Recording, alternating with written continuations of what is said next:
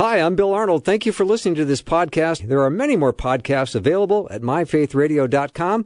Your support makes this possible. Thank you. Hi, this is Bill. I thought this interview was so good, I wanted you to hear it again. So enjoy.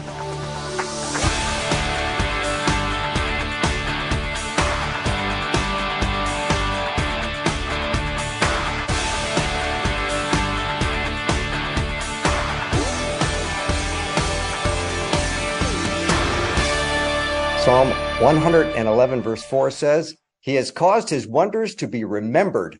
The Lord is compassionate and gracious." My guest today in studio are Dr. Brad Sickler. He's the department head of the Biblical and Theological Studies and professor of philosophy. Brian DeVries is with us as well. He's the area director for Search Ministries, Minnesota. And our very special guest, the always great, never less than sensational, Dr. Stephen Meyer, who got his PhD in philosophy of science from the University of Cambridge and author of the New York Times best-selling book, Darwin's Doubt and Return of the God Hypothesis, 3 scientific discoveries that reveal the mind behind the universe. Gentlemen, welcome.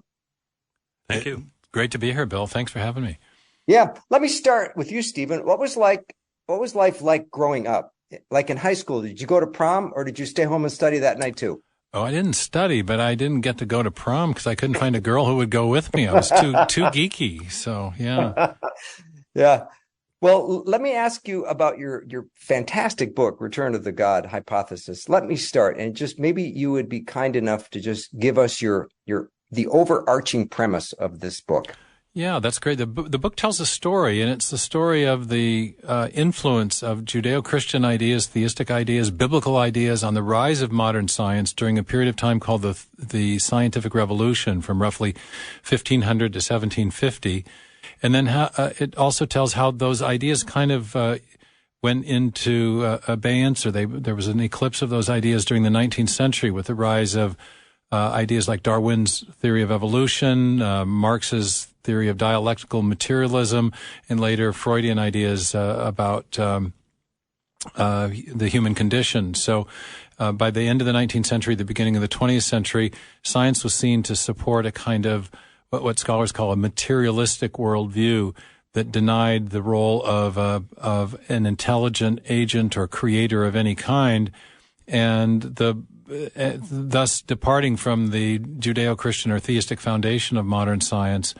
And in the book, I argue that theistic perspective is now coming back, or should be coming back, because of 3 great discoveries that have been made about the origin of the universe, about the fine-tuning of the physical parameters of the universe, and about the complexity of life, especially the informational complexity, the discovery of digital code in the DNA molecule, and the role that information plays in a complex information processing system for building the miniature machines that we're finding in cells. So it's a new day in science. We have the evidence of a creation event at the beginning of the universe, evidence for design of the universe from the very beginning, and what physicists call the fine-tuning of the basic parameters of physics. And then in life, this exquisite informational and nanotechnology that's been discovered inside even the simplest living cells, suggesting, as I argue in my books, the role or importance of designing intelligence and explaining the origin of life. Mm-hmm. Stephen, when you talk about intelligent design, is that creationism? Or is it not creationism? Well, it all depends on how people define terms, but typically creationism is based on the biblical text in Genesis 1, and the term is often associated with people who read the Genesis text in a particular way to affirm that the earth is very young. The theory of intelligent design is not based on biblical or scriptural text. Rather, it's an inference from biological and cosmological or physical evidence, and therefore it has a scientific basis rather than a theological basis. And moreover, most of the proponents of intelligent design know that, though not all, affirm that the universe and the earth are very old.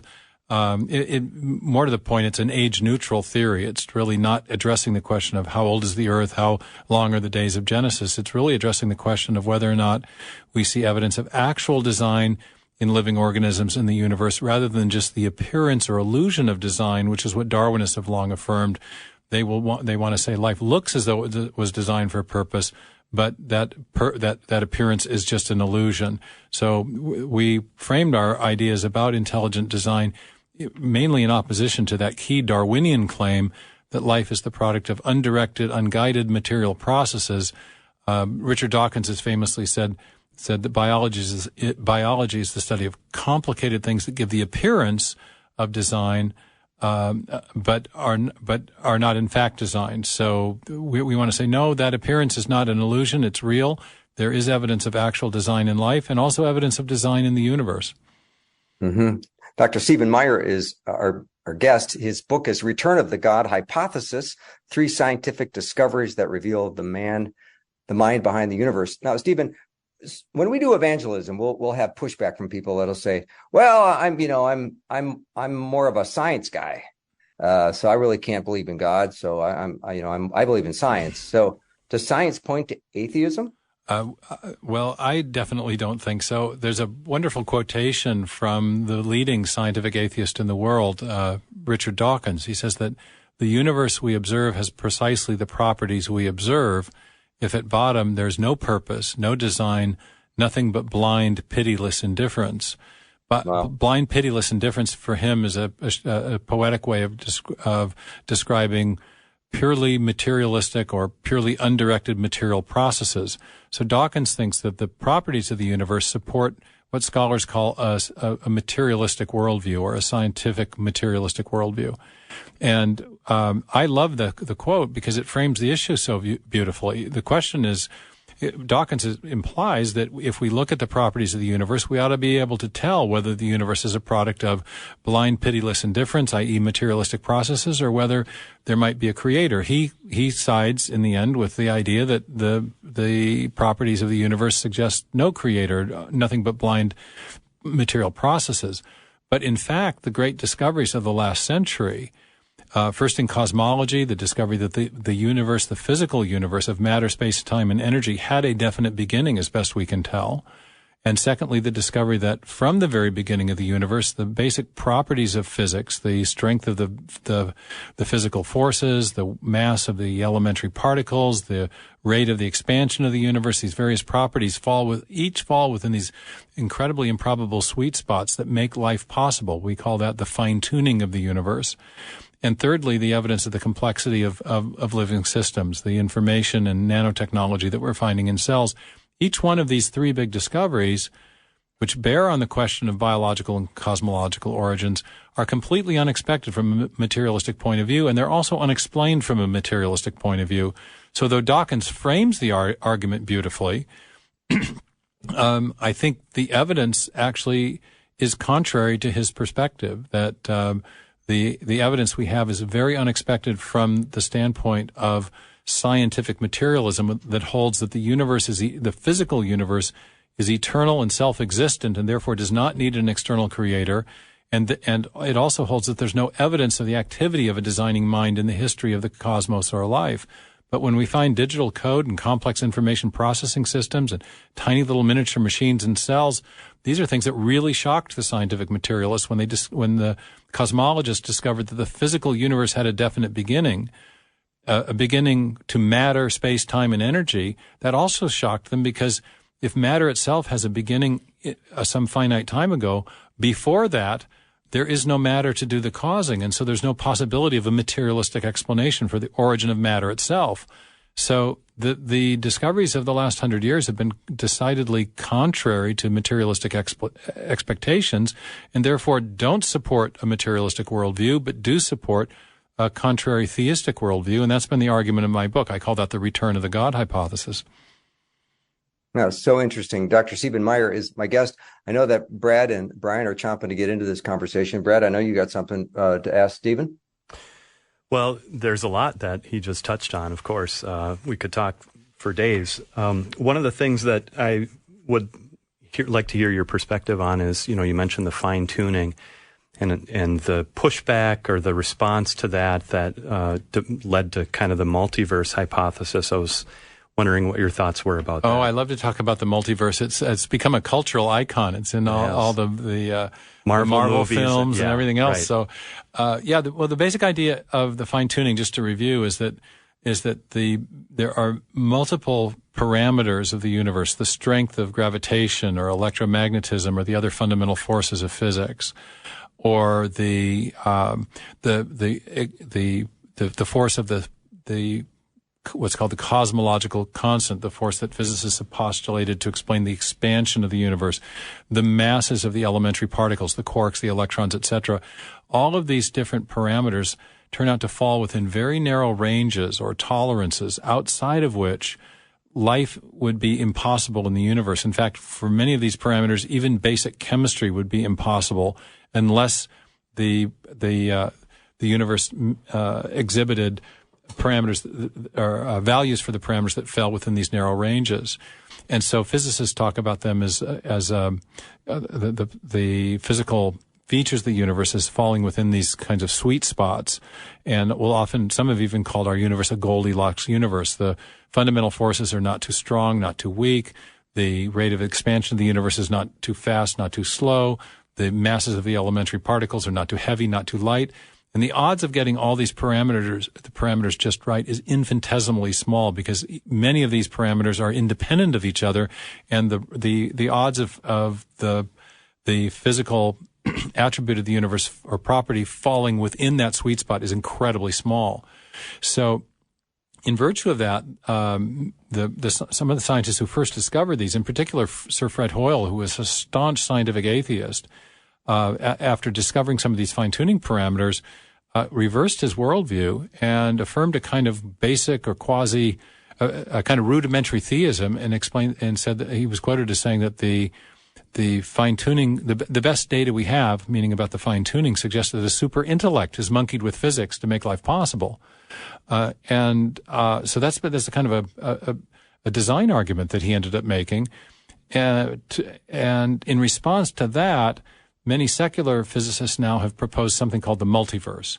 And that's the idea that even though getting all the parameters just right looks incredibly improbable, if there are enough other universes out there, it would be inevitable that in one of those universes, or maybe more, the right combination of parameters would end up arising, and therefore someplace, not everywhere, but someplace, life must arise inevitably.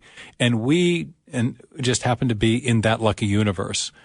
And so that's been the secular explanation for the fine-tuning. There's a gabillion other universes out there, and eventually in one of them the right combination of parameters would have had to arise, and we just happen to be in that universe. But that explanation is actually problematic for reasons that are not often recognized. But and here's the basic problem. If you have all these other universes, rather, just having all these other universes doesn't solve the problem of the origin of the fine-tuning or explain the improbable fine-tuning. Because if the other universes are out, if you have other universes out there and they're causally disconnected from our own universe, which is what we mean by a universe, it's a separate causally enclosed system, then just the existence of other universes has no effect on anything that happens in our universe, because there's no contact between the two. There's no causal connection. And that also applies to whatever process might have produced the fine-tuning in the first place. Just the existence of other universes doesn't explain why the parameters were set just the way they were, because those other universes have no effect on anything going on in this universe. So in virtue of that, the multiverse advocates have posited what are called universe-generating mechanisms, one based on something called inflationary cosmology, another based on something called string theory, both of which are kind of speculative cosmological models. But it turns out that when you examine these models carefully, that for these universe-generating mechanisms to produce other universes, even in theory, they themselves require prior exquisite and unexplained fine-tuning. And so you're right back to where you started. You have fine-tuning, you invoke universe-generating mechanisms, but the mechanisms themselves require fine-tuning, and so you still need to explain the ultimate origin of the fine-tuning of the universe-generating mechanisms. And since we know in our experience that finely tuned systems, whether we're talking about something like a Swiss watch or a French recipe or an internal combustion engine, all systems that we would describe as being finely tuned, by which we mean a system with multiple independent parameters that work together to accomplish some function where the parameters are extremely improbable. All such finely tuned systems arise from intelligent agents. So since the multiverse has not explained the ultimate origin of fine tuning, even if it's true, it also suggests the need for intelligent design. So I think we really haven't gotten around that. The common sense interpretation that Fred Hoyle referred to is still the best explanation, and that is super intellect monkeyed with physics to make life possible. All right, we're going to take a little break. My guest is Dr. Stephen Meyer and also Dr. Brad Sickler and Brian DeVries. It's almost like a science fair today. This is great. We're going to take a break and be right back with lots more.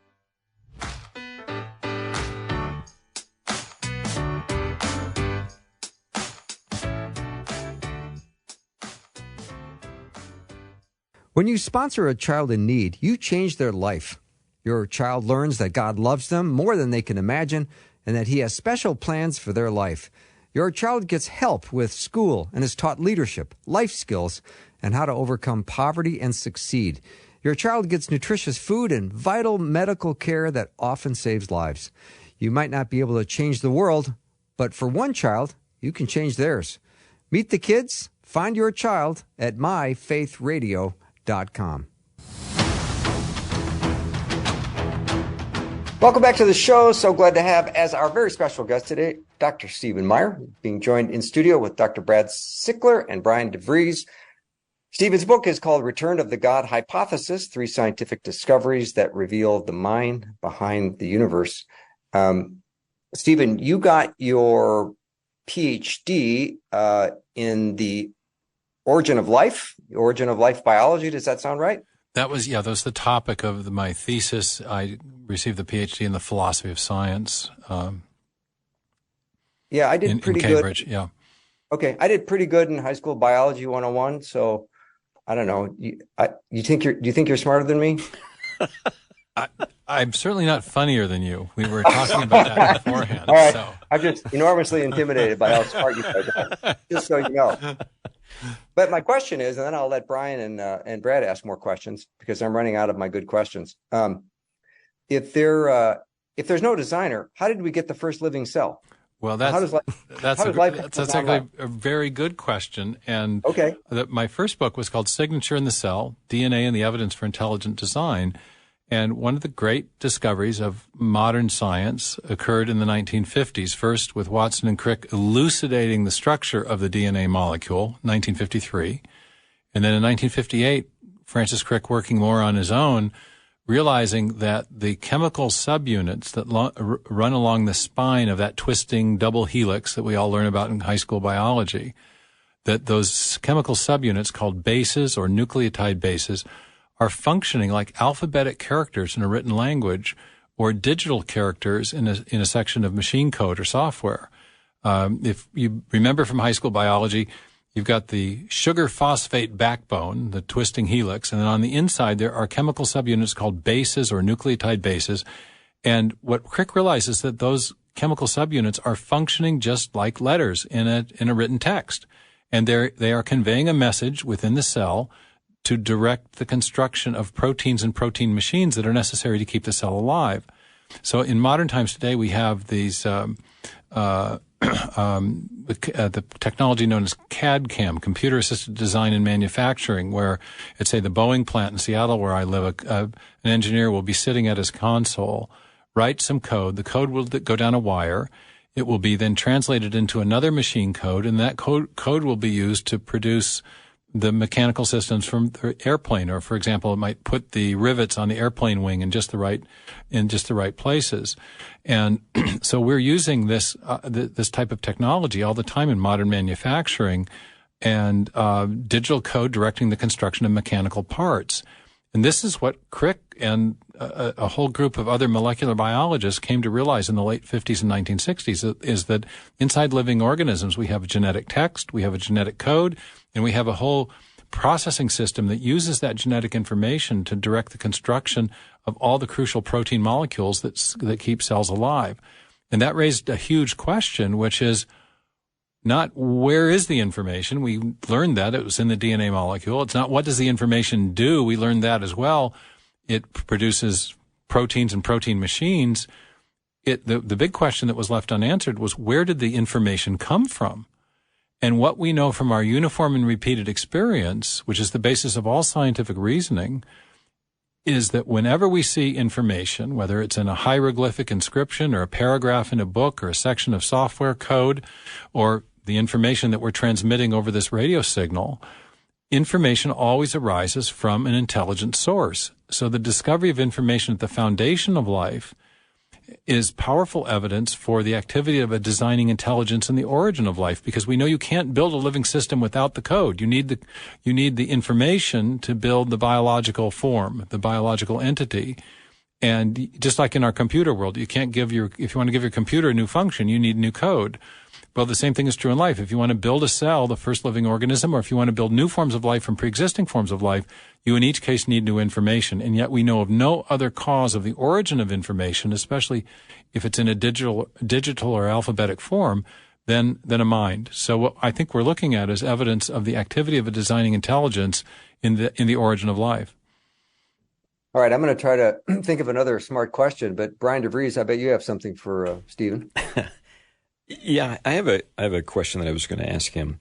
In the last part of your book, you're talking about the big questions and why they matter. Why is it important to think about things like the origin of the universe, design of living things, and even the existence of God? Why is that important? Well, in some ways, human destiny is connected to our human origins. Are we the product of undirected material processes?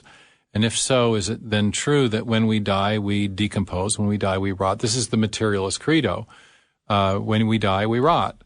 We are the product of an eternal, self-existent material universe that did not have us in mind. And this has led to a kind of depressing nihilistic worldview that's having a profound effect on young people in particular. The great University of Texas physicist and Nobel laureate Steven Weinberg, who was one of the most outspoken scientific atheists, was quoted as saying, the more the universe seems comprehensible, meaning to our science, the more it seems pointless. There is no meaning or purpose to our existence because there is no personal source of our existence. Meaning is something that is inherently personal. Nothing can mean anything to a rock or to an atom or to a planet or a galaxy. Things only mean things to persons. So if you want to have meaning in your life, there must be, for there to be meaning, there must be persons to whom things mean something. Now, that's fair enough. Some atheists will say, well, we can create our own meaning. But the problem with that is that we only live on this planet for a short period of time. And when we die, according to the materialist philosophy, we rot we cease to exist. And this has been a really troubling insight for many materialists themselves. Bertrand Russell famously was quoted in 1925, the great Cambridge mathematician and atheist, is saying, that we have to recognize that no matter how great our human achievements, that eventually they're all going to go away in the heat death of the universe. And there's a very poignant quote that I can't pull from memory about this, but I quote it in Signature in the Cell. And I think a lot of young people sense that. What's the point of my existence? The question I had that haunted me when I was 14 years old was, what's it going to matter in 100 years? I love baseball. And when I started reading about the history of baseball, I had this recurring thought, all the great players had the same trajectory. They were scouted. They came into the major leagues. They acquired records. They retired usually by the time they were 40. And they might have enjoyed the celebrity of their athletic past, but at some point, what was the point of it all? And then I thought, you could be a surgeon. Maybe that would be more important. We could save lives, but eventually those people would die too. And so there's this sense that if there's to be ultimate meaning to human existence, there must be not only a personal source, but a personal destiny. There must be a person behind the universe who has the capacity to grant us life beyond the grave. And this is the message of the Bible and of the Judeo-Christian scriptures. that there is such a personal source for our existence. We are loved and cared for by an omnipotent creator, and there is a possibility of being in an eternal relationship with him and with each other, such that the possibility of personal meaning, which is very real.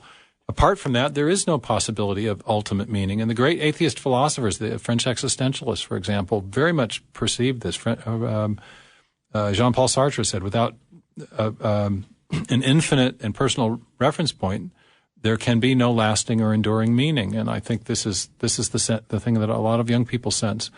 There's a recent article or study coming out of Harvard showing that we have epidemic levels of teen anxiety and anxiety among young people, epidemic levels of depression, and 56% of young people under 30 surveyed said that they had doubts that their own lives had any ultimate meaning or significance.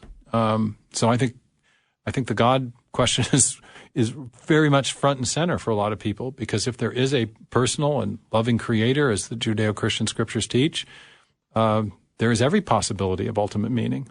But if there is not such a person, it's true. When we die, we rot. Dr. Stephen Meyer is our very special guest. His book is Return of the God Hypothesis. And Stephen, when I found out you were going to be on the show, I sold a 3-question package to Brad Sickler. So it's time, Brad, for you to... So he's stuck. He's got to play ball with us here. Oh, yeah. I mean, he couldn't afford the 4-question package, so he bought the 3-question package. Well, so I also thought you were offering to take me to Florida, but no. I guess that doesn't work.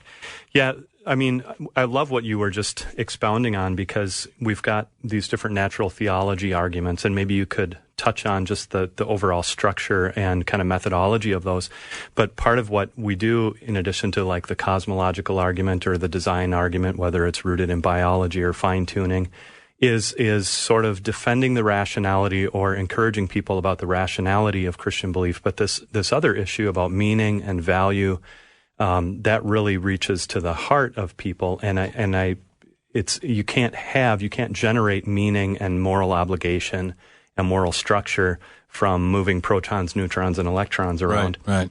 So, how would you sort of give an overview of the general approach of natural theology arguments, what they're trying to do, what they're not trying to do, sort of some common but maybe misguided complaints against them as a class? How would you overview that? Right, and there are natural theological arguments that are based on scientific discoveries, and my book marshals those arguments in a contemporary form. I use a mode of reasoning that is used in common by both scientists and philosophers, and by people in ordinary life, detectives and others. It's called inference to the best explanation.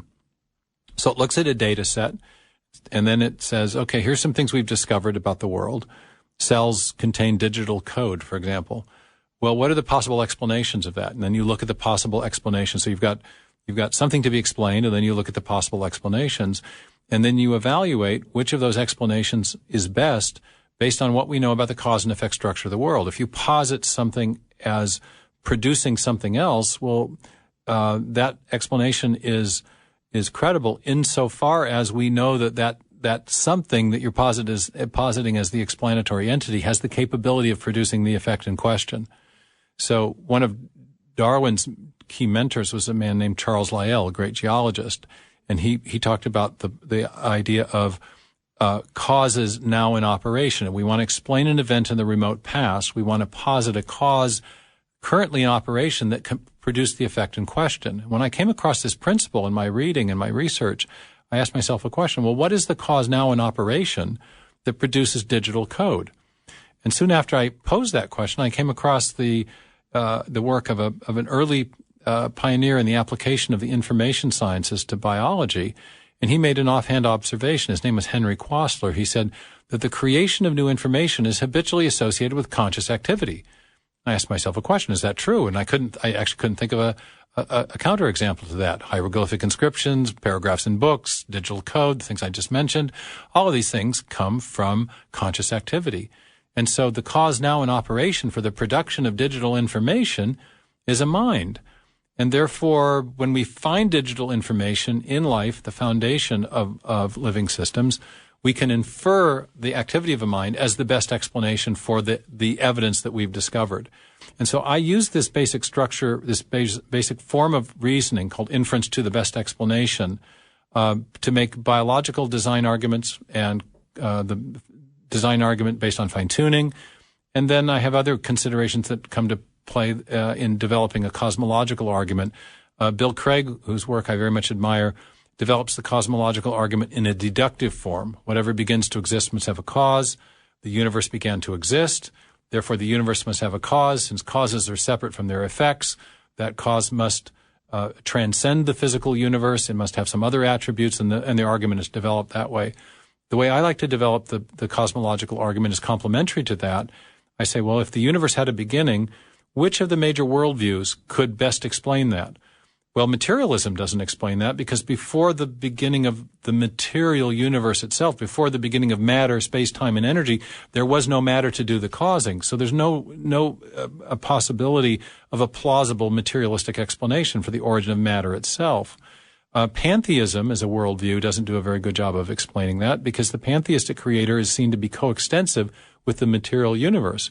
If the material universe had a beginning, then so did the pantheistic creator. So there is nothing in pantheism, no entity affirmed by pantheism that transcends or is separate from the physical universe. So it can't provide a causal explanation. Instead, you need a creator who is separate or transcendent from the creator. And that means that either theism or deism provides a better explanation for that key fact that has been uncovered by modern cosmology, namely that the universe, as best we can tell, had a beginning.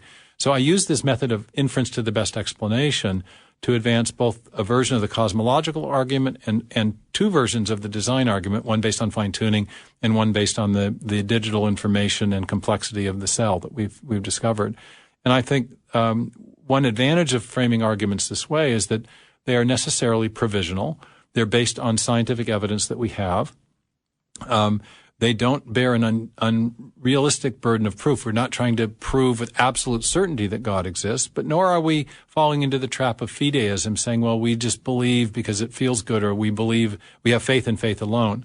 So there's, I think, a middle way in apologetics where you provide you provide evidence and reasons in support of belief in God as a best explanation, but don't try to bear the unreasonable burden of proof of giving absolute certainty. All right, we'll take a little break and be right back with Dr. Stephen Meyer. His book is Return of the God Hypothesis, 3 Scientific Discoveries That Reveal the Mind Behind the Universe. We're also joined with Dr. Brad Sickler and Brian DeVries. We'll be right back.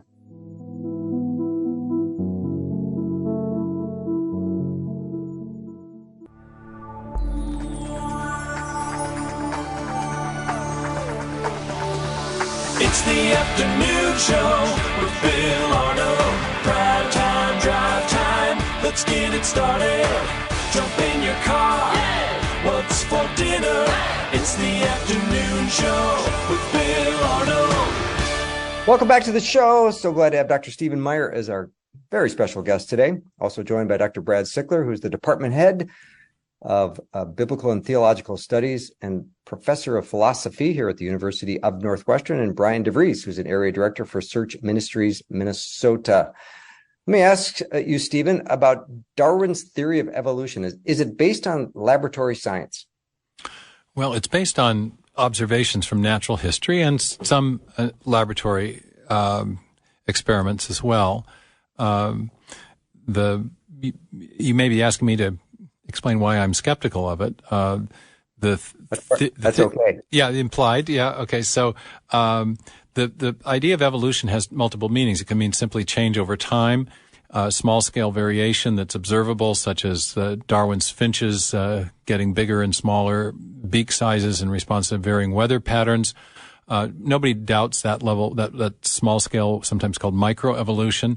But the term evolution can also mean the idea that all organisms are descended from a single common ancestor. That's the idea of universal common descent. That's a second meaning of evolution about which I happen to be skeptical. Third meaning of evolution is even more contentious, and that's the idea that an unguided, undirected process, natural selection acting on random mutations, is responsible for the appearance of design and the complexity that we observe in living organisms. And that's the aspect of Darwinian evolution that proponents of intelligent design agree needs to be challenged. So that's where we don't accept the idea of mere the appearance of design, as the Darwinists affirm it, but rather we say there's evidence of real design. And I wrote a book called Darwin's Doubt, The Explosive Origin of Animal Life and the Case for Intelligent Design. And there I showed that not only does Darwinian evolution have a problem explaining the patterns we see in the fossil record, where the major innovations in the history of life, the abrupt appearance of new biological form with, for example, an event called the Cambrian explosion and many other such events where you have big bursts of new biological form entering the fossil record with no evidence in the lower strata of ancestral intermediate forms that would connect these new forms to even yet earlier, simpler forms, as you'd expect to see in a Darwinian view. That's a big problem. This is one of the problems I addressed. I called it the problem of the missing fossils. But an even deeper problem is the problem of how the Darwinian mechanism would build all these new forms of life. Because as I mentioned before, just as in our computer world, you need new information to build. If you want to give your computer a new function, you have to have new information. If you want to build a new form of life, you've got to have new information. And yet the Darwinian mechanism affirms that random changes in the genetic text, called mutations, are the source of that new information. But we know from our computer world that if you start randomly changing zeros and ones in a section of computer code, you're going to degrade that code and cause the computer to lose function long before you're going to generate a new program or operating system. And so as people have begun to think about, computer scientists, physicists, mathematically inclined scientists have begun to think about the odds of generating a new section of genetic text called a gene capable of building a new protein or a new biological structure by random mutation, they've realized that the Darwinian mechanism is actually mathematically extremely implausible. And I go through the math of that in my book, but if you can just think about what happens when you mutate or change computer code randomly, you don't build something new, you degrade what you have, and that same problem applies to Darwinian evolution. In other words, the Darwinian model does not account for the origin of the new information you need to build new biological structures. Mm-hmm. Stephen, Brian bought the two-question package. So, Brian, you're telling me Let's get him back in here. Yeah. I was going to get the position on record for the old Earth, young Earth discussion. Where do you sit and how do you get there? Well, right. As a representative of a network of scientists who are advancing the theory of intelligent design, I am officially age neutral. The theory of intelligent design is not addressing the question of how long the days of Genesis were, which is, I know, a contentious issue within the Christian religious community. I have a view on that myself, but the important thing is that intelligent design is addressing a different question. Is the appearance of design in living organisms that nearly all biologists recognize real or illusory? Again, that Dawkins quote. Biology is the study of complicated things that give the appearance of having been designed for a purpose. The Darwinian view is that the appearance of design is an illusion because there's an unguided, undirected process called natural selection acting on random mutations that can produce that appearance. We dispute that. We think that the mutation selection mechanism, natural selection mechanism, has very limited creative power, and it certainly does not have the power to generate the new information necessary to build fundamentally new forms of life, such as the new animals that appear abruptly in events like the Cambrian explosion. Having said that, my own view, so we have tried to build a kind of a big tent among the Christians in our movement and say, look, the age question is secondary. Let's not fight over that. While we've been fighting over that, we've given these Darwinian rascals a free pass on what is essentially a very weak argument that they have. So this key question of design has been obscured by all this internecine fighting over how to interpret words like yom in the Bible. And so now my own view on it is that I have the view that the Earth is very old, the universe is very old, and that but anatomically modern man, our species, is fairly recent. And I could go into the empirical reasons for that, but I think also biblically, I'm not convinced that the Bible teaches a young earth, which many might call, many Christians think. And my reason for that is I have several reasons for that, but one of the outstanding biblical reasons for that is the account of the creation in the day 4 account of creation in Genesis 1. The Bible teaches that that God either created from nothing or caused to appear, depending on how you render a Hebrew word hayah, the sun and the moon and the stars, and he gave them as markers of the days, the years, and the seasons. Well, we mark time today as the result by watching the sun move across the ecliptic. So the sun is a time marker for us. The moon is a time marker. It marks months. And so it's very hard to say that the days of creation, which have already been established, we've already had 3 days of creation, the yoms of creation have already been established, but they were established before there are time markers. So it's hard to know how long those days of creation were before we had a way of marking them or denominating them in the way we mark time today. So I think we have to be very careful to avoid imputing our notions of time to the biblical text. And so I think those days of creation are probably of indeterminate length, and therefore I feel comfortable looking to the science to define the questions about the chronology of the universe. All right, we'll take a little break. Dr. Stephen Meyer is our special guest today. His book, Return of the God Hypothesis, and also joined in studio by Dr. Brad Sickler and Brian DeVries. We'll take a short break and be right back.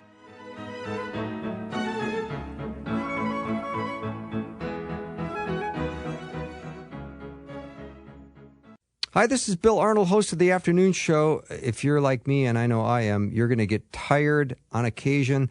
Sometimes you're emotionally tired. Sometimes you're spiritually tired.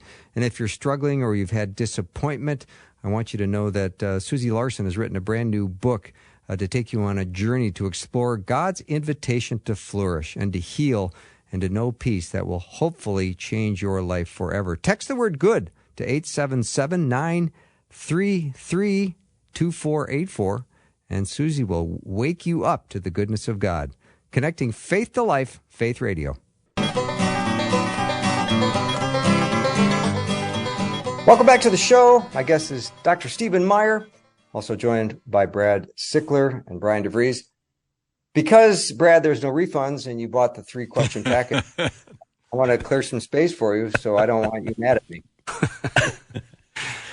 Well, in thinking about these issues, some of the defensive stuff that we're doing to try to defend the rationality of theistic belief in general, or Christian belief in particular, getting back to this pushing back and trying to show some of the irrationality of materialism or just straight naturalism. Darwin himself had an observation, and I'd like you to comment on it. And he says this: "With me, the horrid doubt always arises whether the convictions of man's mind, which had been developed from the mind of the lower animals, are of any value or at all trustworthy. Would anyone trust in the convictions of a monkey's mind if there are any convictions in such a mind?" It's the other doubt that Darwin had about his horrid doubt. He had a doubt about the adequacy of his theory to explain the Cambrian fossils. And I wrote a whole book about this called Darwin's Doubt. But there's a second doubt that he expressed, and it's the one that you just shared. And that is his doubt about the reliability of the human mind if his theory were true. If we arose by strictly mindless, undirected material processes, then not only our bodies but our mental capabilities are also the product of those irrational processes. And that raises a question on what basis do we trust the reliability of our minds. In Darwinism, everything is optimized for survival, but there are many beliefs that we have, scientific beliefs, that have really nothing to do with our ability to survive. Everything we know about the cosmos, everything we know about, supposedly know about evolutionary theory has very little bearing on our survival. So there's this potentially self-contradictory aspect to Darwinian materialism. If you think of the mind as the product of undirected material processes, of mindless processes, on what basis would you accept its deliverances? On the other hand, if you start with a theistic premise, or if you have good reasons to think that theism is true, then there is a good reason to trust the reliability of the mind. And this was actually a really important premise of the scientific revolution. The early scientists during the period of the scientific revolution, from around 1500 to 1700, say, believed that they had a key principle, a guiding principle, and that was they called it they believed in the intelligibility of the universe, that it could be understood by the human mind. Why? Because they believed that our minds had been made in the image of a rational creator who had built into the universe principles of rationality and order and design. So the universe had been designed in an orderly way that we could understand because our minds had been made in the image of the creator who had made the universe in a rational and orderly way. And so there was a principle of correspondence between what the Cambridge physicist John Polkinghorne used to call the reason within our own minds, and the reason built into the creation, the reason without. And so this worry about the reliability of the mind doesn't really arise in theism, because if our minds are the product of a benevolent creator who wants us to know the creation that he made, then we have reason to trust that our cognitive equipment is generally reliable in knowing the world around us. But if instead our minds are only are the product of undirected, mindless processes, we don't really have any reason to trust them. John Lennox has a story he tells about talking to people at high table in one of the Oxford colleges, and he says, well, if you learned that the computer programs you are using were the product of random processes with no programmer behind them, would you trust their outputs? And his interlocutors say, well, no, of course not. He said, well, then why would you trust the reliability of the mind if it were the product of mindless processes, random mutations and the like? And at least in the way that John tells the story, it was a stumper of a question. I think it's a very good question. So in thinking about Bill, can I give you an IOU for a fourth question? You're going to owe me, but go ahead. He'll send the money later. Yeah, I'll owe you. So in Scripture, for example, Colossians 1 and Hebrews 1, we hear about God upholding all things by the power of his word, and it's by Christ and through and for Christ that all things are held together, right, and that they were created. So how do you see a proper understanding of divine causation and God's ongoing activity in sustaining the universe, not just having created in the past?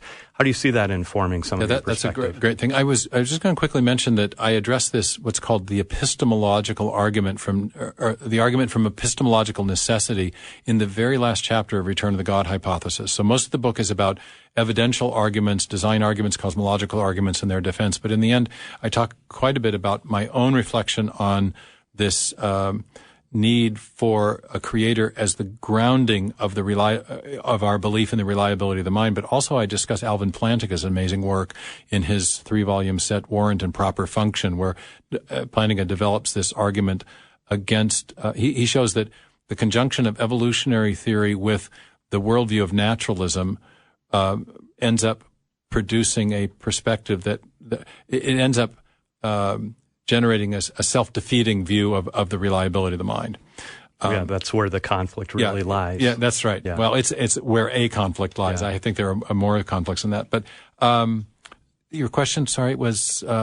it's just about, God's sustaining work and how that fits into your picture. I think there was a great medieval distinction between the potentia ordinata, the ordinary power of God, in upholding the regular concourse of nature, which we describe with our concept of the laws of nature, and also the potentia absoluta, or the fiat power of God's ability to act as an agent discreetly within the orderly concourse of nature that he otherwise sustains and upholds. So the medieval theologians affirm two powers of God, that he is responsible for the orderly concourse of nature that we observe and describe as the lawful order we describe with our notion of the laws of nature, but he can also act discreetly in individual cases in what we would term as miracles, that there are instances of singular actions of the divine person that are also part of how he interacts with nature, so that there's really two powers. I personally don't think, for many philosophical reasons, that what we call miracles violate the laws of nature.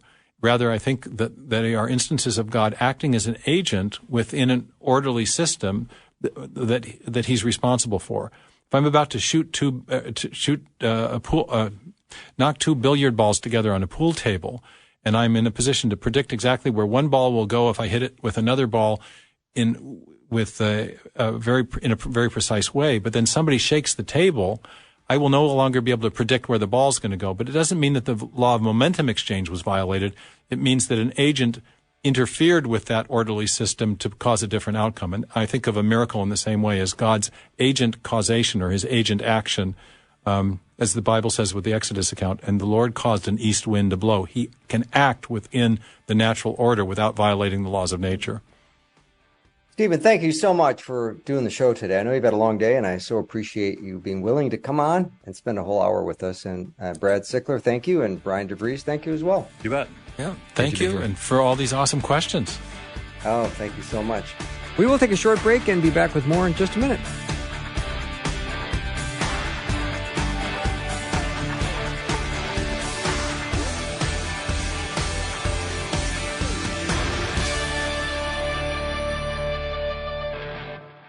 Thanks for listening. Programming like this is made available through your support. Information available at myfaithradio.com.